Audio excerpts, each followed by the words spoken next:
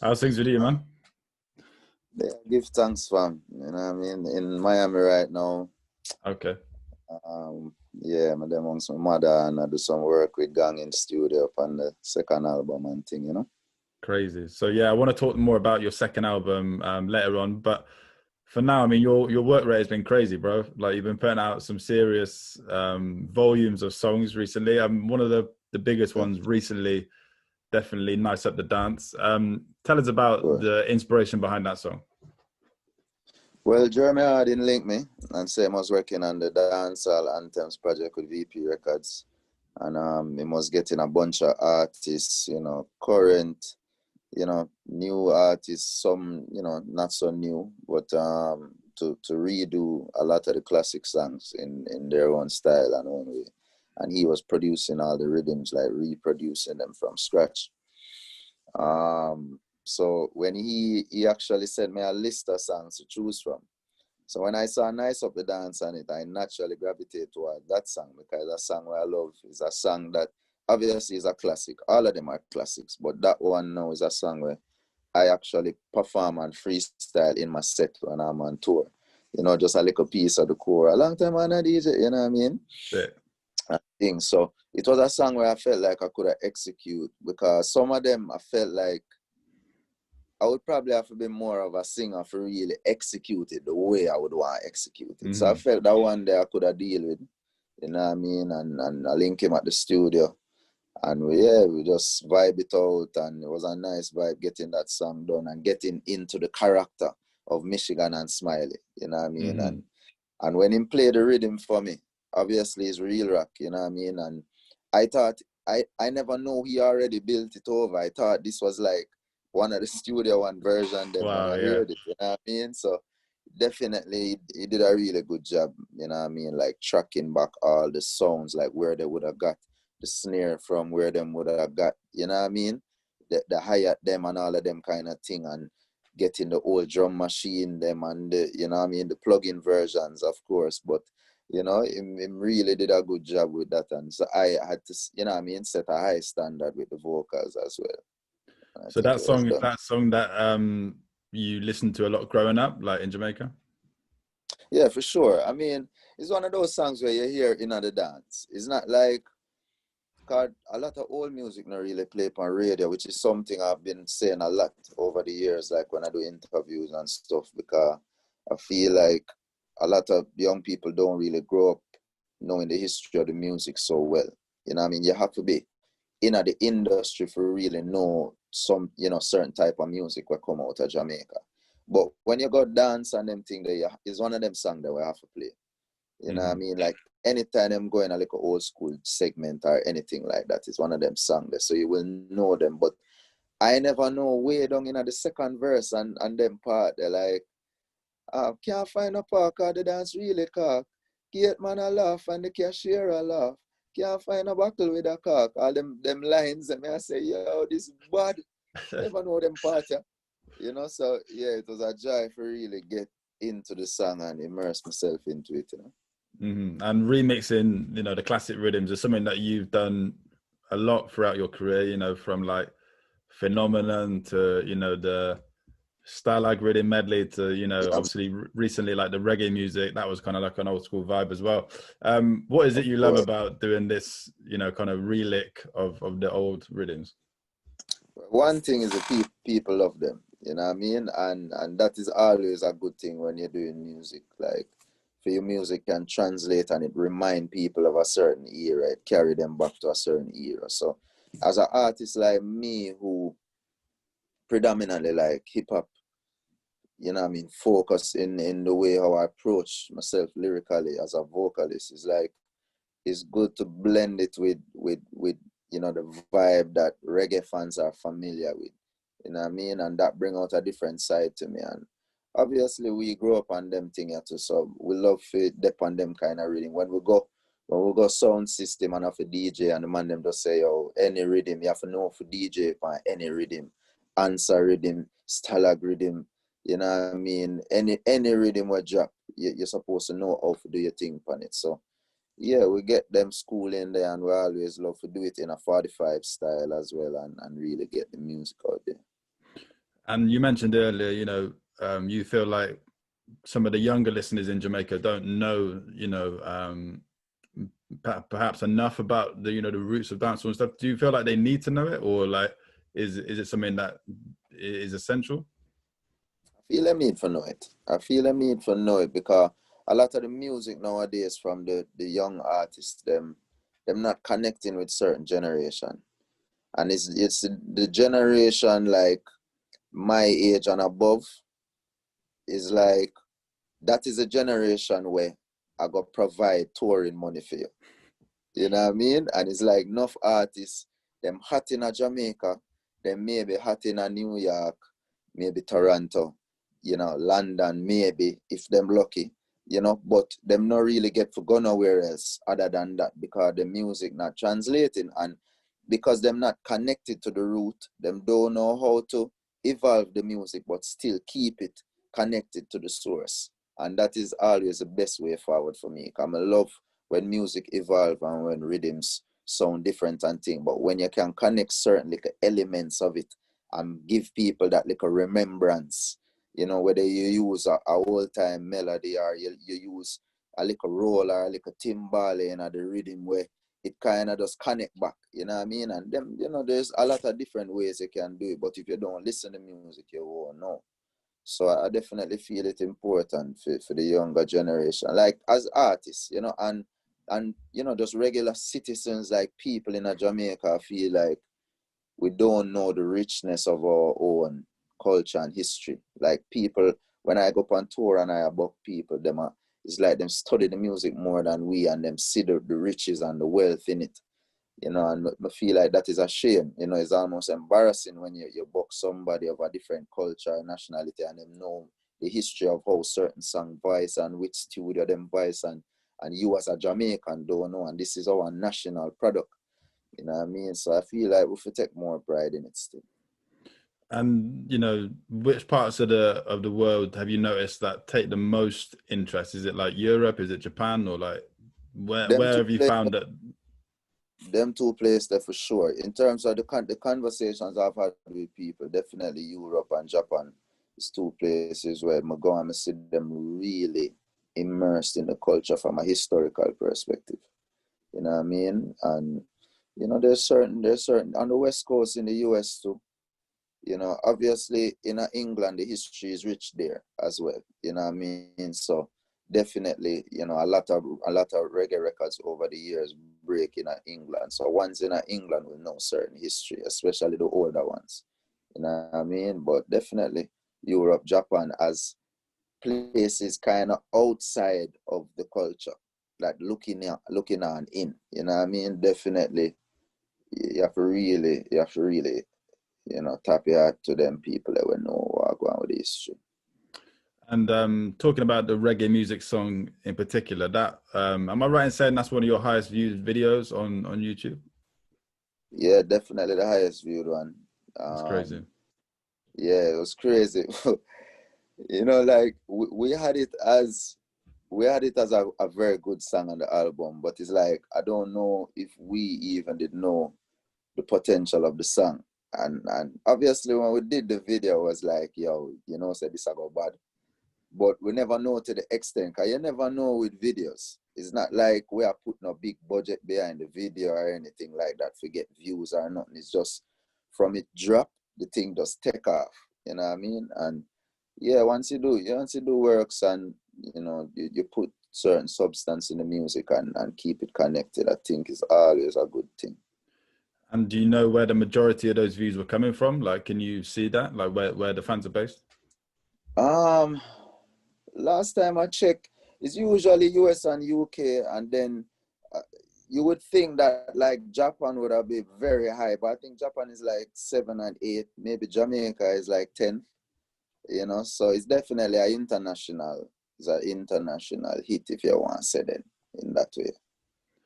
And going back to that whole conversation of other cultures, taking a more of an interest in the roots of the music than perhaps the new generation in Jamaica. Like, could that be because to them it's more new? Do you know what I mean? Like, it's a newer thing, whereas to a lot of people in Jamaica, younger people, it's their dad's culture or it's their granddad's culture, you know, like, so they're But more on their own sort of generation's music. so you're what one is a part of it, because a lot of the people them where I would have those conversations with, like when I'm on tour and them know the history, is not necessarily, it's not often you find young people who will know the history certain way. Like even in Europe and thing, like you have young people where they're more focused on, you know, the current artists and thing, and even them still up to date with even what go on in a dance a certain way. But like when you go certain place and reason with ones like above my age and thing, and them people that will really know the history. But I feel like generally speaking though, don't know, that age shouldn't really stop you from knowing the history of your culture, whether it's music, whether it's, you know, the political history of the country, all of them kind of thing. You're supposed to know where you're coming from. You know what I mean? So I don't really see that as an excuse, age and certain thing, because I feel like we as Jamaicans, we supposed to know. So obviously Nice Up the Dance was, you know, a massive tribute to Michigan and Smiley. Who were some of the other artists that you know, really looked up to growing up in Jamaica, like Jamaican artists? Yeah, I mean, well, I grew up, when I really started listening to whole heap of dancehall music, it's like, you know, Brockout Rhythm, Showtime Rhythm, you know what I mean, Playground Rhythm. I was a big Sean Paul fan because of the lyrics. You know what I mean? It's like him, like I was listening whole heap, like I started listening hip hop and dancehall like the same time. So because of the lyrical love for hip hop, is more the lyrical artists that I gravitate towards early. So like Sean Paul, Spraga, you know, even Red Rat, like Red Rat come in and kind of they take over the thing for a little while. You know, so I grew up really into dancehall early. And then obviously like Killer was the done them time there. Like Killer the boss, Baby Sham just I emerge and I lock the whole place and them thing there. So we did listen them artists the wholly. But when I really start for really go in upon music and start my personal collection of music is like Sizzla. You know, Sizzla really did start to dominate, and that's when the whole Rasta thing start to kick in and I start to connect them. That's the So yeah, definitely them is some of the artists. Obviously, Capleton, Buju, Anthony B, all of the rest of them in at that time as well did really dominant in our pre music. And when you started embracing that Rasta culture more, did you feel like you had to kind of leave behind some of the certain artists that you were into before, you know, like the Killers and people like that? I mean, it's an interesting question. You kind of start to put them artists there in perspective. You know, we still appreciate what them do because, you know what I mean, it's an art. And once your music not pass a certain threshold of like evil intent and slackness past a certain level, it's like we can still appreciate artists. You know what I mean? But really and truly, none of them artists that were mentioned, it's not like me I hunt down them albums and me I listen. You know what I mean? But that was like Sizzla. You know, them kind of artists, they like Junior Gang when them man they drop album. It's like we look for them on the album. You know, so you know it's a different vibe. But obviously, you know, Killer being them artists that we rate them artists that from time and we know so them are gonna put out music we are gonna give our vibes like when we go out and them kind of thing, you know. So what was it in particular about Sizzla that you really loved? Just the feeling where you get from the music, the lyrics, the militancy, the it's like I actually made a Sizzla playlist on Spotify and I call it the Fire Priest. You know, and I think that is a very good way for sum him up. It's like they're like in the early Sizzla, like maybe the first 6 years or so, it was like this kind of priestly militant energy where can just rally the troops and get the youth them for like cut out all of the slackness and cut out certain thing and just say, yo, a Rasta, you deal with straight. Like, I never really see another artist where empower me like that to just totally change my life. It's like enough artists, very influential, Bob Marley's, Peter Tosh, you know, you think about them artists, Burning Spear over the years, but it's like, you kind of feel like they might tell, maybe Peter Tosh is the closest thing to that energy for me, but it's like they might tell you about Rasta and they might tell you about love and life and roots and culture and justice and thing, but it's like Sizzla, I tell you, say, yo, if you not deal with this, you know, it not gonna work. You know what I mean? It might give you the law, and it might, you know what I mean? So it's like, when you listen to Sizzla, it's like you have a choice to make. You know, you have a decision to make, whether you go Rasta or you not go Rasta. So it's like him thing just on a different level to me, on a different level. And do you feel like, I mean, obviously recently some of your peers have come under criticism for maybe not being quite so vocal as Sizzla, like on these things. Like, what was your take on all of that? I mean, you know, it's like, obviously you don't want to see nobody being critical of your peers, you know what I mean? And the way I see it still is a different time now, and it's a different strategy and a different approach. So even myself, musically and like socially and thing, I've not been as outspoken as like a Sizzla or a Capleton. But you try to do it in a more diplomatic way, where I use like intelligence a little bit more and I get the message across in a more diplomatic way, kind of like how the king would have do it. You know what I mean?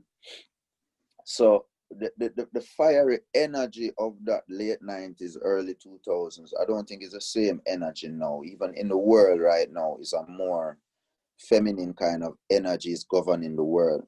So even males and masculines are take on a more watery approach to how them dealing with things.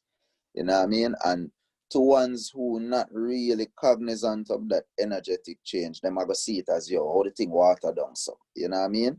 But to ones who really appreciate the energy know, say, all right, me is a fire sign, so I still have to burn a certain amount of fire, but you know, say you're in a watery age. So if you burn too much fire, then people are going, you know what I mean? You probably are going to hurt yourself and hurt the message. So you have to know how to cool it down just a little bit. But me personally, I don't like when it water down too much. You know what I mean? I don't like that, and I feel as artists, we have to be the mouthpiece, and we have to say what the people then can't say because we have the platform. You know what I mean? And if you have that platform and not using it, especially if you're in the bracket of more conscious artists, then you know you have a responsibility. You know what I mean? And if you're being a conscious artist and not using your platform to address things, then you're abusing the responsibility. In my opinion.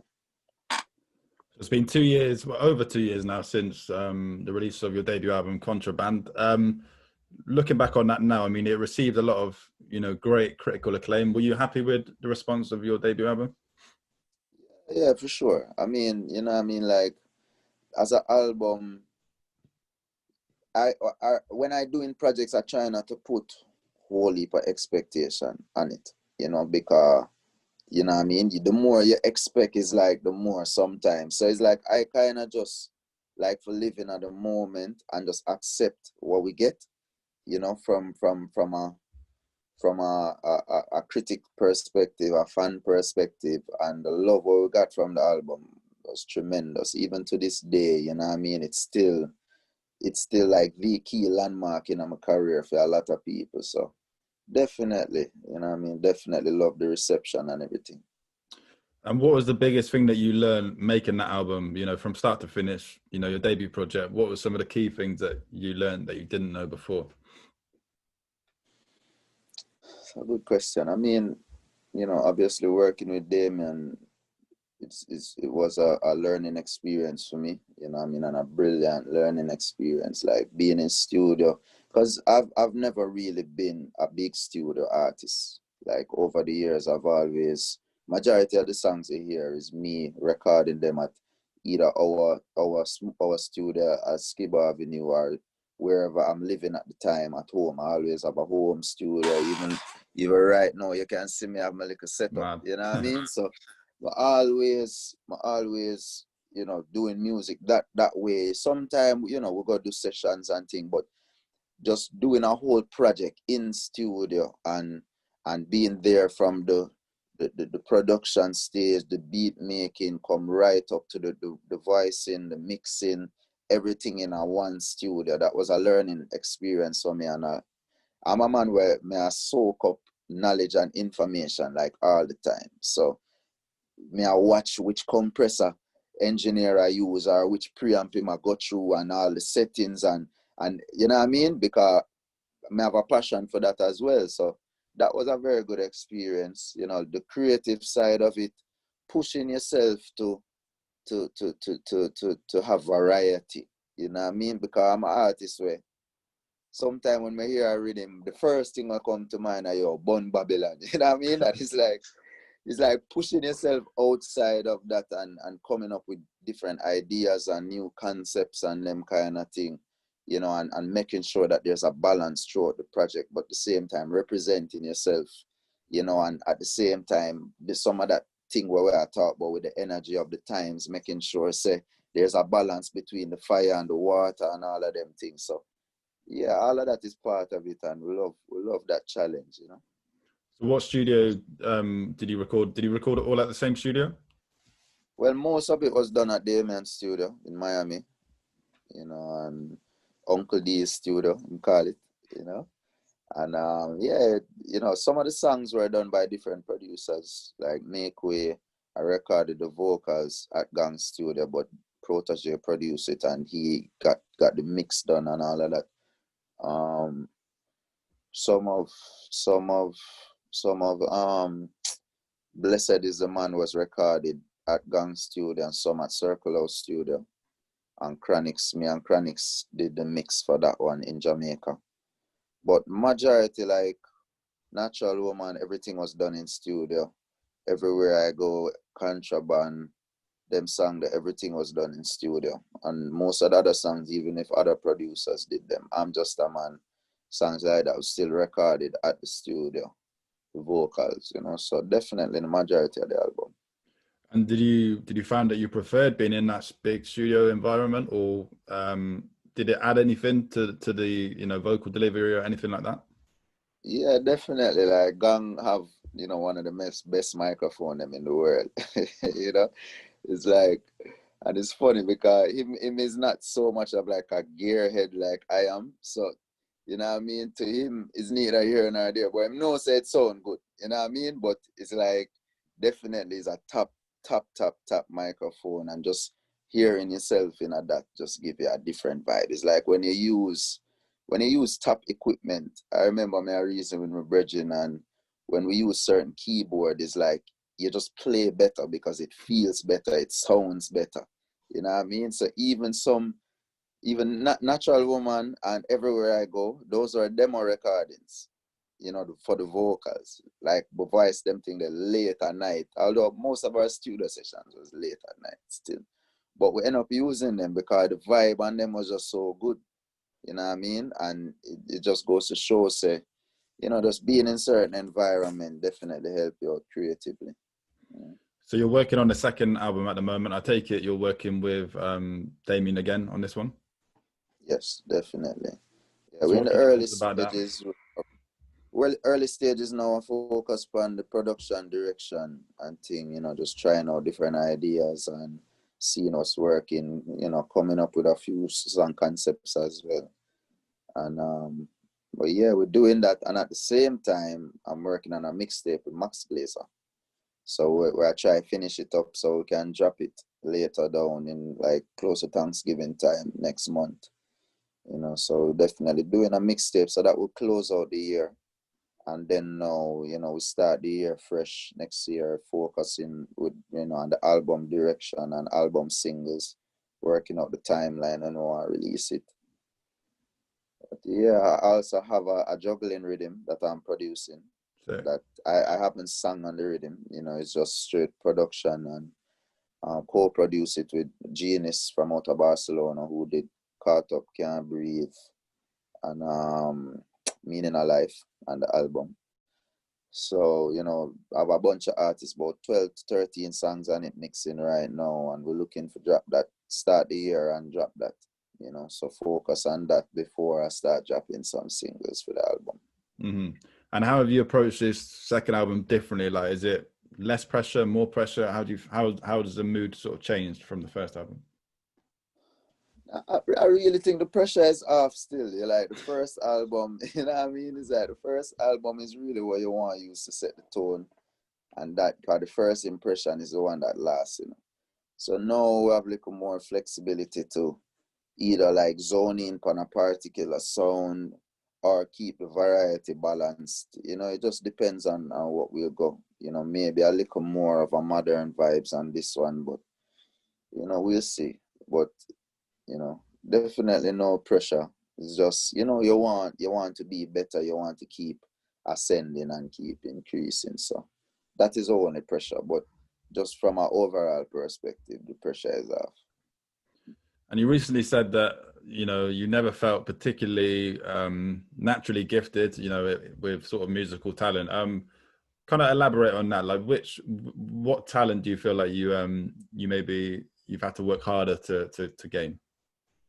I feel like everything. Like, it's so funny because even growing up, like, I never felt like I was supremely talented, like even in football or like, you know, basketball. I probably played basketball better than my friend them because I had a hoop at my yard. You know what I mean? So I spent a lot of time playing basketball, but I never felt like, yo, just like super gifted with them thing that, like, you know, up until even school-wise, you know, my grades was like pretty average, even though I never really like love school. So I never really put a whole heap of effort into school like that.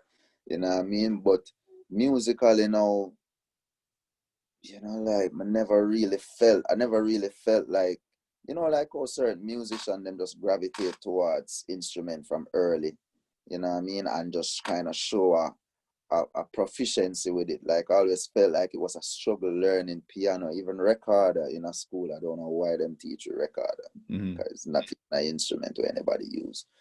But like definitely I never felt like I was just like progressing at any fast rate with any of them things. So singing was another thing. Like definitely had no kind of inclination towards singing, couldn't hold a note kind of thing. So it was always this I always say that I learned from repetition. You know what I mean? That's how it is for everybody still. But I feel like it's very important for me to learn something and repeat it and repeat it. Even like in the early days when, you know, me have record and me have take hours for record as a one song because the melody them and the tone them. And then, you know, it I got take like even a while in a rehearsal for me learn the song and can sing it comfortably.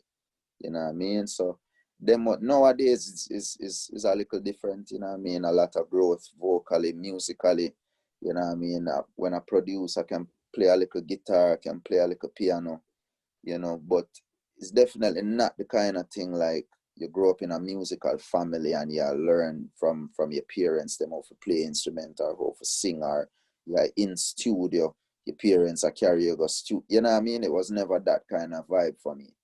I felt like me and music just kind of met each other at a point and we just decide, say, oh, you know, so we have a part together. It's not like it was destined from birth, and you know what I mean? He was walking that musical path from early kind of thing. But, you know, yeah, it's just one of them things that for me, my journey. So were you confident, you know, despite, you know, not feeling like you were natural in some of these areas? Like, were you still confident in your ability to improve? Yeah, for sure. for sure. When the thing is, I always had the anchor of lyricism. You know what I mean? From listening all of them lyrical dancehall artists, from listening hip hop. So I always know say I can use my intellect to come up with lyrics. You know what I mean? And the confidence always stem from that, getting the positive reaction them from people to the lyrics. Like people that say, yo, like you really a stand out lyrically. So that was the drive then.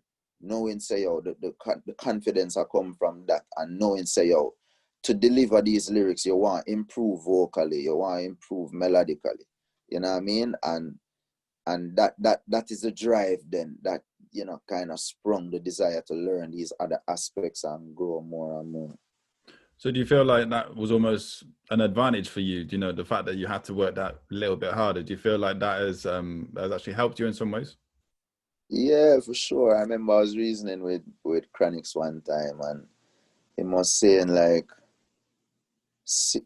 people who are not singers who sing, them have an advantage because you can hear the trying in them voice. You can hear the effort in them voice. And it's almost like a pain to get to that note there. You know what I mean? And you feel it. So people who sing kind of effortlessly, sometimes them not have no soul in them. Sometimes, you know what I mean? But obviously, big up to the real singer them who have the soul, who have that feeling as well. But sometimes you can be a singer and you don't get to evoke that desire, that feeling, that hurt, you know what I mean? And yes, I feel like there's a little bit of an advantage once you reach a certain level with it. Like if you're below a certain level, it just don't sound good, you know what I mean? So yeah. Mm. So are there any areas that, you know, even to this day, that you feel like you would like to improve, you know, like that you would like to become more stronger? Yeah, Yeah. definitely. I feel generally like melody is always something where you can improve on, because I look at an artist like Burna Boy and I think him don't really have like the highest range in his voice. I always feel like range is an issue for me, like getting up to them or staying up in a them high note there. But because him have so much melody, is like you don't even notice, because he's singing at a very kind of low register. But the melody in his voice just carry him songs them on a different level. And you know, him as an artist when I look to for inspiration sometime, like not to copy his melodies, but just to kind of look at how him approaching it. You know what I mean? Tone wise and things. So yeah, there's definitely that. I mean, sometimes I feel like, because I listen so much like Wu-Tang and them man, there's like, when you listen to a man like Ghostface Killer and them man, there's like the lyrics them very abstract. It's not like, you know, sometimes I'm telling a story, but the majority of them lyrics is like them a go from here to here to here to here, and it's just kind of like them just flinging packets of bad chat and them thing they at you. So I feel that kind of influence my writing, where it's a little bit more abstract and less, you know, point to point to point to point, all the dots them connected. So that is a thing where I always try to improve on. And you know, even with my team, like when them I hear the improvement over the years, especially the last year or so with my music, kind of making sure so the lyrics them don't fly over people's head because it's too abstract. You know, when it feel more conversational now, that is when people always use, like from a hip hop perspective, I use like Jay-Z as an example, very conversational rapper. Agent Sasco, very conversational reggae dancehall artist. You know what I mean? Him always feel like him a talk to you. And I think them thing that help for sure. And I guess that's a talent in itself, isn't it? You know, that being able to simplify it to the wider audience, because, you know, you've got all these lyrics, all these ideas in your head, but it's like sometimes I can imagine you're almost too advanced for your audience. Yeah, sometimes, you know what I mean? And it's not everybody like on the same level, like when it comes to how you process information. You know what I mean? And I feel like out of our generation, Chronix is a youth where him just get it. Him understand how people process information. And him understand how to talk to people musically.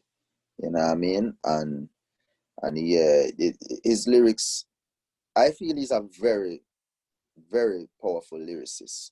You know what I mean? But people not really have him as that because, you know, it's a lot of singing, a lot of melody, and, you know, the message can be very simple, but him get straight to the core of what I'm trying to say every time. And I feel like that is a talent within itself.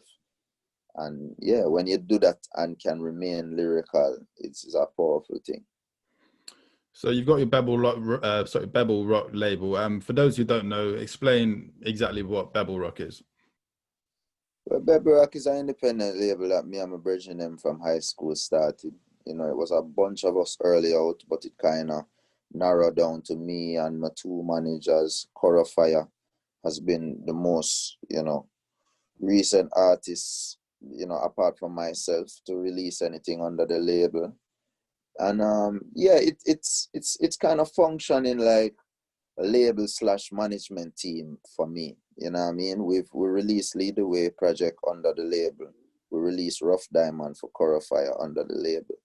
You know, but for the most part, I am an artist where I work with a lot of different producers. I did my album with Damien. We got the opportunity to work with Damien. I would say, yeah, let's partner with him, you know, my label and Ghetto Youths to do the album. You know what I mean? So yeah, that's kind of what it's functioning as right now. And our thing is just positive music.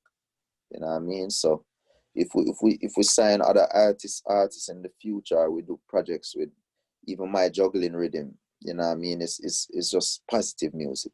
You know what I mean? We're not gonna put out certain type of music. And that was one of the things that divided our label back in the day.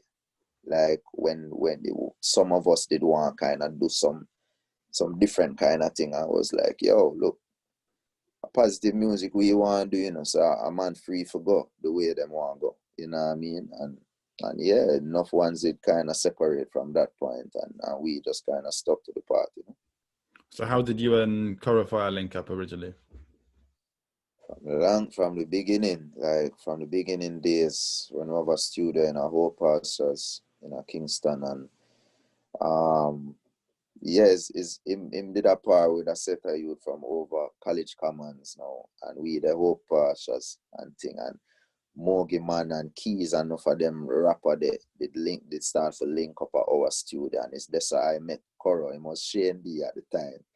You know what I mean? And then we just did kind of connect as bridgings, and then I did travel to the States and return back to Jamaica like years later. And then that is when me and Coro really start, you know, par kind of close as to Rasta youth now. Cause them time them did still kind of, you know, trim up, and you can see say my pre like Marcus Garvey and certain thing, and but him never, you know what I mean? But when I return back from yard now, I see the man with him Congo Bongo and all of them thing now, and yeah, him is a youth with just natural talent.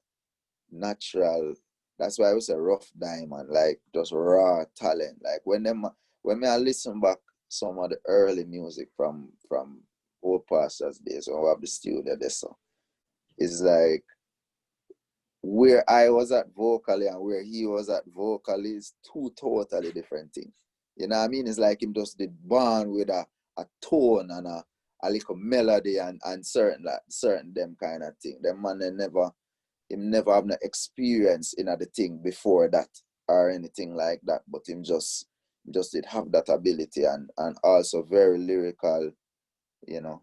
But yeah, Cora that there from the start, man. So have you got any other artists that you would like to sign or that you're in the process of signing to Bebel Rock? I mean, a whole heap of artists out there were rate, but a lot of the artists them know by the time you get to find out about them, it's like them have them own camp or, you know, certain things. And I don't feel like I'm in a position right now like how a protege in a position to sign an artist who like obviously can get certain things done on them own. I feel like maybe in a couple of years I'll be looking to do that, but right now, you know, it's really about I can help artists from a production standpoint. So like my juggling rhythm have about maybe 5 to 6, newer up and coming artists on it, and the rest kind of more established artists. So that's kind of what I'm looking to do right now. From my management team, they are looking to take on other artists under management. You know what I mean? So that is an option, and they have a couple of artists that they're looking at from that perspective too. Sick. I feel like I actually would like to venture into artist management at some point too. Production, slash management. I feel like I have certain tools in my locker that could help to shape an artist's career. You know what I mean? In conjunction with my team, of course. You know what I mean? So that's something I was looking into as well. So I'm very excited to hear about this juggling rhythm. Can you tell us about any of the artists that are featured in it? Yeah, I have Pressure, Alain, Romain Berger, Chris Martin, Gentleman. I have Natalie Rise, I have Madison, formerly known as King Mas, Irish Soldier, Bugles, Stone Boy, bless me with a song. What am I leaving off? Yeah, it's about 12 songs I have on it. You know what I mean? And yeah, it's all solid music. I love every track. Every time I listen to rhythm is a different song stuck in my head. So I feel really good about the project. It's kind of like one of them sweet or one drop there. You know what I mean? I produce it with, originally I did the rhythm with my band members, and then I gave it to Genius to kind of, neaten it up and do some overdubs and thing. And so, yeah, it's definitely a project I'm very proud of, All right, Kabaka. Well, we look forward to hearing that, and keep up all the good work, fam. Yeah, man, give thanks, brother.